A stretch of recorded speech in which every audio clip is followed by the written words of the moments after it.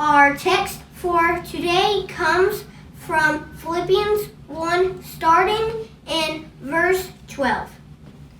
And I want you to know, my dear brothers and sisters, that everything that has happened to me here has helped to spread the good news. For everyone here, including the whole palace guard, knows that I am in chains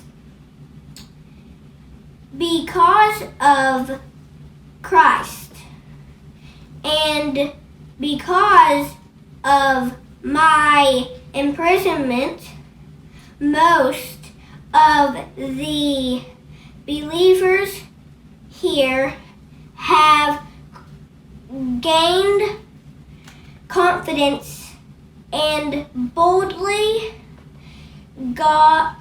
speak God's message without fear.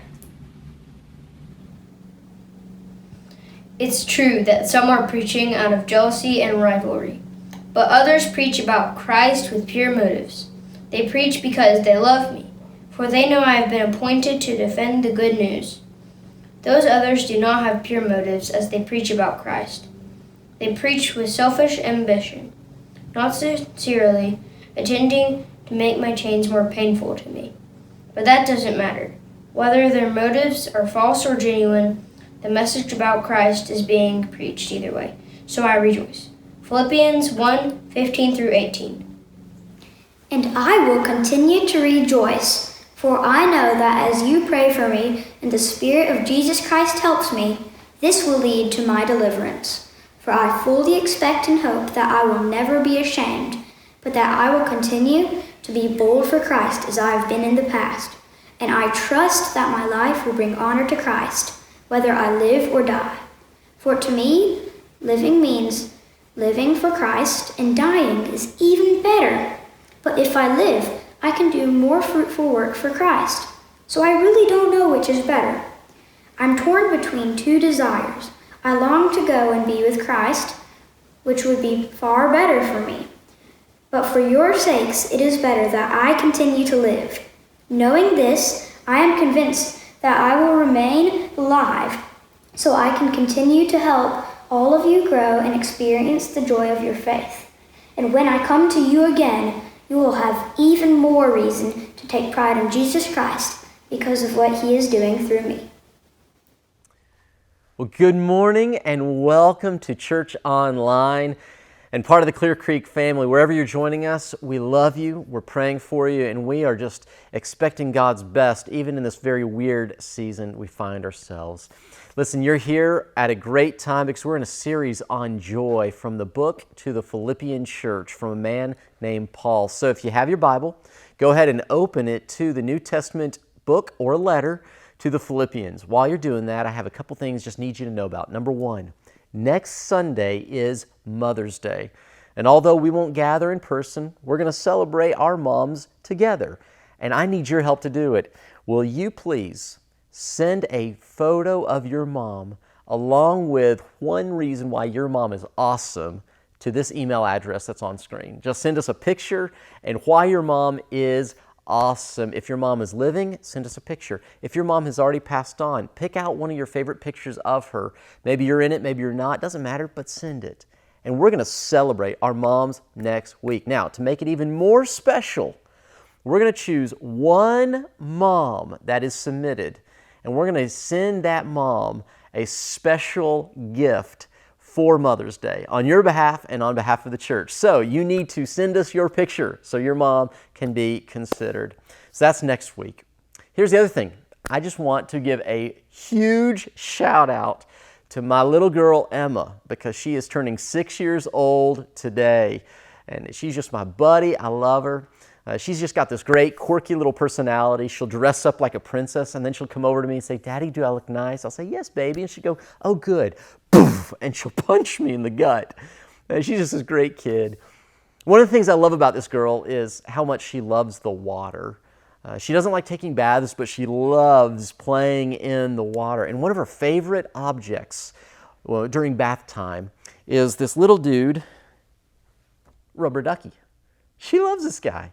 And who couldn't and who wouldn't love a rubber ducky after all? They float. You can splash them. They still smile at you. They're happy. They are able to go above the waves.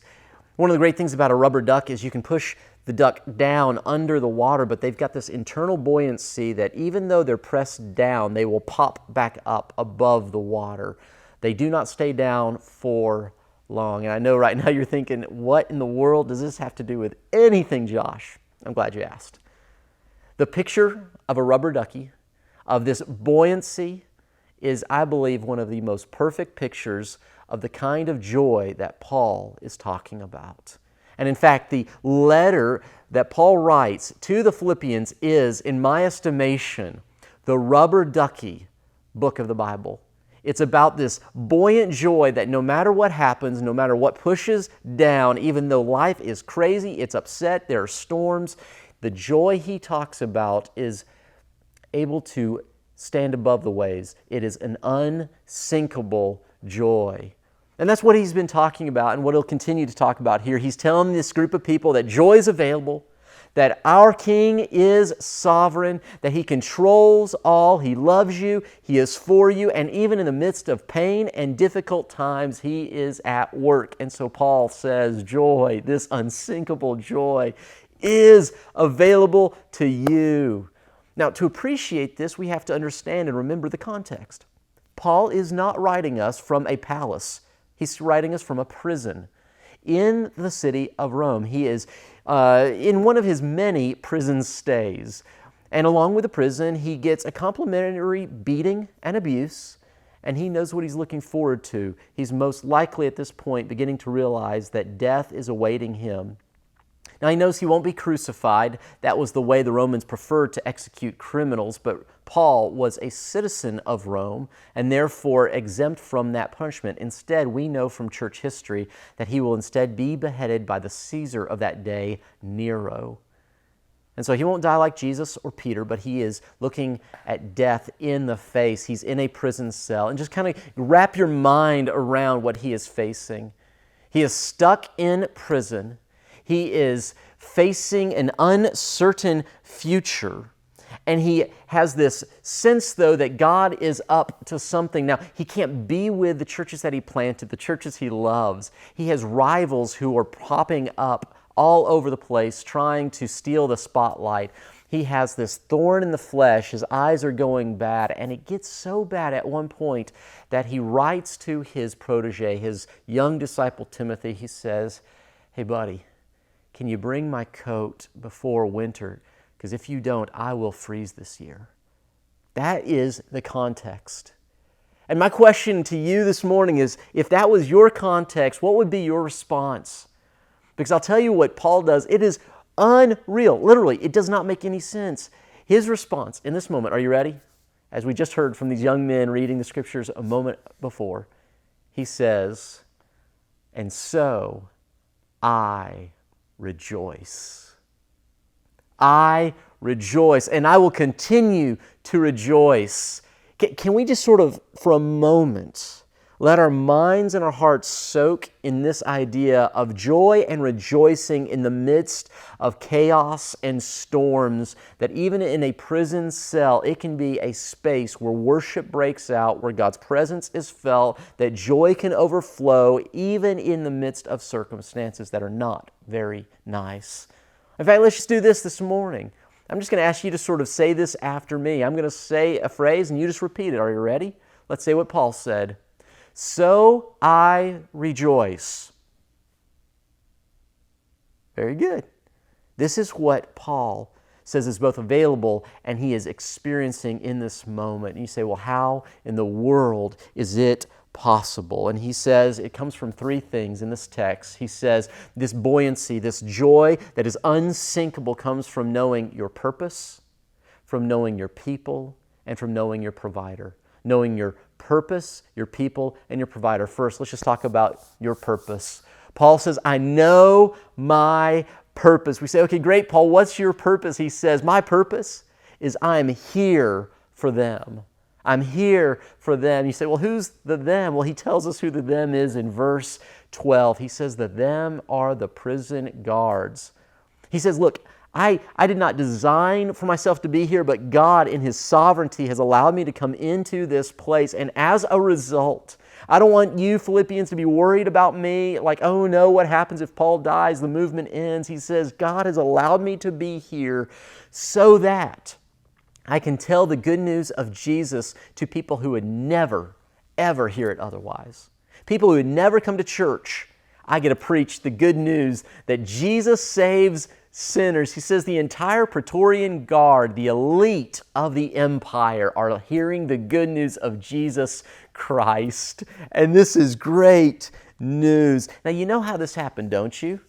See, you, if you were a soldier, would be assigned to guard a prisoner, and every one of the soldiers eventually would be assigned to guard Paul. Now, guarding Paul was not that you stood outside of the cell, but to guard Paul meant that you actually would be handcuffed to him. You would clasp a handcuff on him and then one on yourself. And for the next 8, 10, 12, however many hours of your shift, you are literally attached to Paul. And you know what Paul did in that moment, don't you? He waited for that moment for the handcuff to click, and Paul would sort of spin around and go, so, have I told you why I'm here? Have I told you what brought me to this point? Have I told you about the Damascus Road? Have I told you about Jesus Christ? Have I told you? And for 12 hours, they get to hear Paul's story. You can almost imagine when he gets back to the barracks that night, and they begin to swap stories of the prisoners they guarded. Someone says, so who did you guard? And you go, man, I was with the preacher. And they say, oh yeah, you were with Paul, huh? Yeah, man, he was talking about bright lights in Damascus and this guy named Jesus, and I don't know that I get it all, but he is really on fire about it. See, Paul knew his purpose, that he was not there for himself, he was there for them. He's saying, look, don't you worry about me, I am here for them. In fact, because of what is happening here, not only do the Praetorian Guard know about Jesus, but Paul lets us in on this beautiful secret. He gives us a little wink and a nudge. In chapter 4, as he is finishing his letter, he will say these words, the brothers who are with me send you greetings in Philippi, especially, pay attention to this, those who belong to Caesar's household. Caesar's household. See, the good news of the gospel came from Paul in prison to these guards, and it went up the chain of influence to the house of Caesar. Now, this is incredible because at the time, the Caesar of the day was a man named Nero. He was a wicked, violent man who hated Christians, so much so that he was known for lighting Christians on fire and using their light to light his nighttime parties. He was a horrible man. And Paul says because of his presence in this prison cell, members of Nero's household are coming to faith in Jesus Christ. He's saying, don't you worry about me. See, all the guards think that I am locked in here with them, but they don't know that they are locked in here with me. It's this thing, God's promise that God made at Paul's conversion is now taking place. You say, what was the promise? Well, God promised, He said, I'm going to use you, Paul, as my instrument to carry the good news of the gospel to the Gentiles and to the kings and their rulers. And you got to wonder if Paul had this internal kind of like, well, how's that going to happen? I don't have any sway with these kind of guys. Well, you get sway when you are arrested and put on trial because often the kings and the rulers are the ones who judge very important cases. And Paul, because of this moment, is able to fulfill the purpose for which God put him on this planet to spread the gospel to those who desperately need it and would never come to him. So God sent Paul to them. That is his purpose. I know my purpose, he says. I'm here for them. There's this great little meme that's going around the internet right now. It's an argument between God and the devil about the coronavirus. And I love how it goes. You have the devil, he goes, ha, I closed all the churches. And God says, ha, I opened one in every home. See, God, right now, church, you need to know this, more people are attending our gatherings online than ever before in our physical space. God is at work So you need to know that your purpose is not dependent on your situation, your circumstances, or what happens to you. And if you want the joy that keeps you above the water and the waves of what's happening, you need to know your purpose. Here's my question. Paul knew his purpose. Do you know yours? Do you know why you're here? Have you settled in your heart the reason for your existence? Here's the reality. Our culture is going to give you plenty of answers to choose from. Our culture is going to say your purpose is to grab as much as you can, to have the biggest bank account, the best kids, the brightest future. Or for some, it's not all that. It's just to avoid the bumps of life as much as possible. But Paul says, look, I settled in my heart that my purpose, my presence on this planet is for others. I am here for them. I love what I saw a couple weeks ago online. One of our local businesses here, it's the New York Pizza Department. Great pizza off Hixson Pike. They posted on Facebook, and we knew that they'd been doing this. They've been offering free food for people who cannot afford meals, especially children and others who are dependent on our schools for their daily food. But they posted something I thought was incredible. This is what the owner says. He says, "It took 9 years of being in business to find my calling. Even though I am just finding it now, God already had my plans written out for me." He says this, "We will continue to feed those in need free of charge." This is a man who knows his purpose. And when life gets hard, he knows, this is why I am here, and I may be in this position where I am today to fulfill the purpose for which God created me. Do you know your purpose, church? And consequently, as a result of Paul knowing his purpose, he says, hey, not only are the guards coming to faith, not only are Nero's family coming to faith, but others are proclaiming the gospel of Jesus Christ boldly. People who were afraid before are looking at what's happening going, I can do what Paul's doing. Now he does say, yeah, there are some who are teaching and preaching the gospel for what they can get out of it for gain. He says that's happening. And yes, church, even in Rome in the first century, there were televangelists. Now, we didn't call them that because they didn't have TVs, but these were people who were doing what they were doing for what they could get out of it. But Paul doesn't get angry or frustrated. He says, so what? The gospel of Jesus Christ is being proclaimed. That's why I'm here, so I don't care why people do it. It's just happening. That's the first thing. If you want a joy that is unsinkable, you need to know your purpose. But here's the reality. Knowing your purpose is not enough, because some days are just bad days. Paul, sitting in that prison cell, I know if we were to ask him and interview him, he'd say, yeah, there were days that I'm just hungry, I'm cold, I'm tired of being abused by these guys. It's a bad day, and simply knowing my purpose is not enough. And so he says, what I need in those moments is more than just to know my purpose. In fact, have you noticed that people often do and say things that are not quite wise or good during troubling times?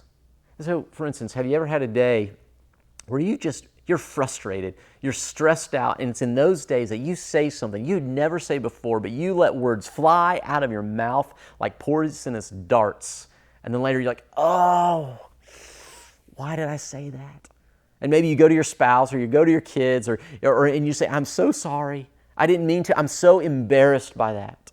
Or maybe you do something because life is hard, and so you respond badly, and you're like, oh, I'm so ashamed by what I did. Paul says something very important here. He says, for I hope, verse 20, that I will in no way be ashamed, but have sufficient courage, so that Christ will be exalted in my body, whether by life or by death. He is saying, I'm here to help, but some days it's hard, and I do not want to be ashamed and say something I shouldn't or do something that I shouldn't. I want to have the courage to do the right thing, and knowing your purpose is not enough. And so he makes this incredible statement. He says, you need to know your purpose, but you also need to know your people. My purpose is that I'm here for you, but I need to know that I've got some people who are here for me. And so he says this incredible phrase in verse 19. He tells the church, he says, for I know that through your prayers and the help given by the Spirit of Jesus Christ, what has happened to me will turn out for my deliverance. Now, that word deliverance may make you think that he's expecting to get out of prison. That's not what he's saying here at all. Because he is saying in this passage that he's often talked about dying. He says, to live is Christ, but to die is gain. Or whether I live or I die. And in verse 27, he'll even say to these wonderful Christians, he'll say, hey, look, whatever happens, whatever. He does not expect necessarily to be set free. So when he says, your prayers are for my deliverance, he's not talking about getting out physically. What he is saying is that your prayers empower me in the moments when I am weak, that God somehow uses your prayers to give me strength, to give me hope, to give me perseverance, to give me the ability to withstand what's going on. So when I'm pressed down, when I'm being pushed under, I can come back up. Paul has an incredibly high view of the people of God and the prayers that we pray for one another. I don't understand what I'm about to say to you, but it's in Scripture, so I'm going to tell you. The Bible teaches that your prayers, in ways I do not understand, are like a gift to God to others. It's like God is the cosmic UPS. You send the package of care, the package of strength, and God gets it to where it is going. In other words, there are days, Paul's like, man, there are days that I just don't have the strength, but when you pray, you have extra strength, and you say, God, be with him. I know you're good. I trust in you. You help Paul, and God takes your strength and gives it to me. There are days when I'm hopeless and I'm just sad and I'm depressed, but your hope, your encouragement, and you say, God, be with him because I know there's hope. I know there's good. I know that you're up to something, and God takes some of your hope and he gives it to me. He says, if you want unsinkable joy, you need to know your purpose, that I'm here for you, but he says, you also need to know your people, that you're here for me. So, second question, do you know your people? Do you have people that you can call on at any time, day or night, and they will pray for you? And even better yet, do you have people that right now will pause and pray for you without you even asking? Because you are going to go through days where your purpose is not enough to keep you afloat. You're going to need people who are praying for you, lending you their strength when you need it. So here's what we're going to do. We're going to take 1 minute. We're going to pause, okay? Right now, in the middle of the message, I know this is the moment where you're going, no, wait a minute. But we're going to pause, and I'm going to give you 1 minute to pass the peace. We do this every week. Now, very simply, grab your phone, grab your computer, grab whatever you need to do. You've got 60 seconds, and I want you right now to text, call, email, whatever you got to do, throw a brick through someone's window with a note wrapped around it and say, I'm going to pray for you this week. You let them know that. Go ahead, you got 60 seconds.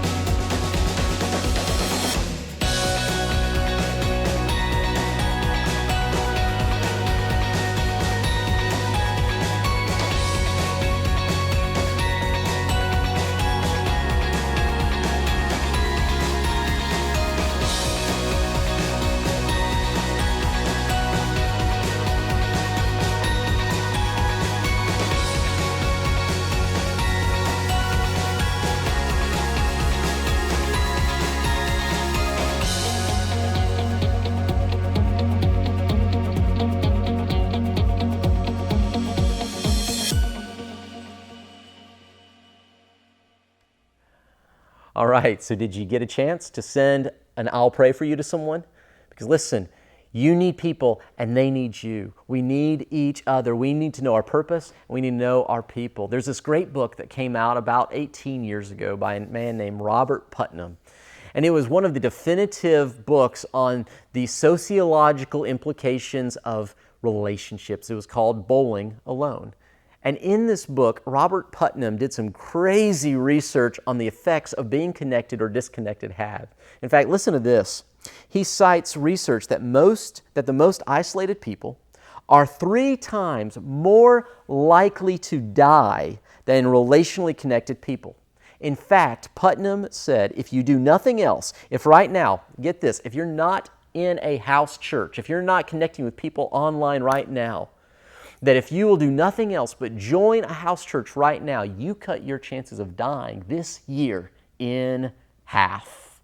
That's why we take house churches and small groups so seriously. In fact, you might say that the motto of our house churches is simply this: join a group or die.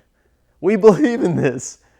And there's some other interesting research that was done where they took a bunch of subjects and they infected them with the virus that creates the common cold. Now, I know right now that is a terrifying thought, and it's a weird piece of research, but people said, yeah, for money, I'll do it.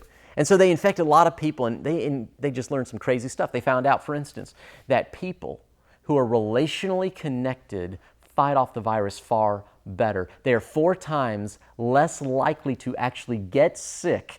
They get sick for shorter period of time, and get this, they produce less mucus than relationally disconnected people. And I wish I could tell you I'm making this up. I'm not. In other words, what it says is relationally disconnected people are more snotty than others. So, do you have a people? If you want joy, the joy that does not sink when circumstances hit, you need your purpose, you need people. And the third thing is simply this: you need to know your provider. Paul did. See, in all this, Paul has been talking about the gospel, the good news of Jesus Christ, that God sent His Son from heaven to earth to rescue us from Satan, sin, and death, to do what you and I could not do. And Paul, in this moment, I can only imagine that his mind races back to the moment when God found him on that dusty road to Damascus, where he had murder in his heart. He had a plan to hunt and kill the people of God, and Jesus Christ shows up and says, Paul, why are you persecuting me? And God meets Paul in that moment. This is why in verse 19, Paul says, for I know that through your prayers and the help given by the Holy Spirit of Jesus Christ, what's happened to me will turn out for my deliverance. It's, yes, through the people of God, but it's through the providence and provision of God. Do you know the provider? Because God showed up in that moment. He spoke to Paul. And what's so interesting is he blinds Paul, and Paul has to be led into the city of Damascus, where for 3 days he can't see. And this is such an appropriate thing, because for all Paul's life, he had been spiritually blind. And if you are without Jesus Christ, friend, I just got to be honest with you, you are spiritually blind. You cannot see what is true. You cannot navigate the road of life. And so God blinds Paul and sends to Paul a man named Ananias, a man who loved Jesus, who loves God, and he sends him to Paul, and he preaches the good news to Paul, and Paul regains his physical sight. Scales fall, and Paul receives his spiritual sight. He is saved. And there's this beautiful moment where he is able to see what he once could not see, that the provider came. And so here's the third and final question. Do you know Jesus? Joy is not a goal that we chase after. It is the byproduct of knowing the author of joy. You cannot have joy apart from the one who is in and of himself joy. Do you know Jesus this morning? And I think it's so incredible, before you start to pursue your purpose, before you begin to try to gain people, you've got to find and know with all your heart, do you know Jesus? Do you know the provider for all that you need? Because notice the order of things in Paul's conversion. Before God gave Paul his purpose to go and preach to the Gentiles and the kings, before God sent Ananias, a person, to Paul, God himself shows up. The provider came first, the people and the purpose. It's okay for you to have a purpose. It's okay for you to have a people, but you cannot live life with unsinkable joy without knowing the provider of that joy, Jesus Christ himself. There are too many things going to be pushing you down if you want unsinkable joy. You need to know your purpose, your people, and your provider. It's been a joy to visit with you today. I want you to know, wherever you are, we love you. And if you need anything, you can reach out to us. There are going to be some next steps on the screen here. We invite you to take your next step If that's to become a follower of Jesus and you want to know what that means, you let us know. Reach out. If you'd like to stay up to date with what's happening, you can join the emails that go out, whatever it is. We love you, though. We are for you, and more importantly, God Himself is for you. May God be with you. Grace and peace this week.